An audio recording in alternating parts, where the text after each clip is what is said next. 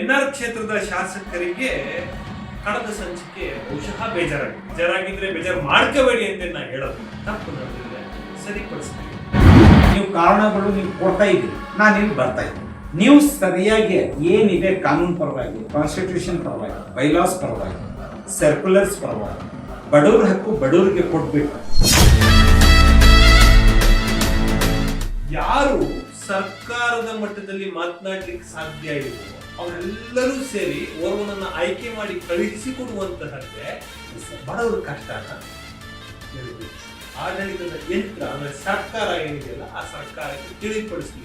ಎಲ್ಲ ಕಮಿಟೀಸ್ನಲ್ಲಿ ಕಾನೂನು ಪರವಾಗಿ ಏನಿದೆ ಈ ಸರ್ಕ್ಯುಲರ್ ಅಕಸ್ಮಾತ್ ಎಲ್ಲ ಹಂಚ್ಬಿಡ್ತಾ ಇದ್ದಾರೆ ಬಡವರಿಗೆ. ಹಂಚಿದ್ರೆ ನಾನು ಬರೋಕ್ಕೆ ಕಾರಣನೇ ಇದೆ.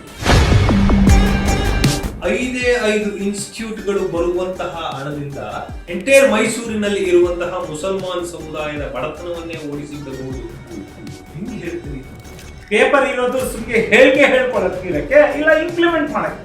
ಅದರ ಮೇಲೆ ಈ ಇನ್ಸ್ಟಿಟ್ಯೂಷನ್ಸ್ ಸರಿಯಾಗಿ ಇನ್ಫಾರ್ಮೇಶನ್ ಕೊಡೋದು. ಏನೋ ಕೇಳಕ್ ಹೋಗ್ತಾರೆ, ಏನು ಉತ್ತರ. ಆ ಎಮೋಷನಲ್ ಜನ ಇಂದ ನೀವು ಬದುಕಿ ಬಿಡ್ತಾರೋದು.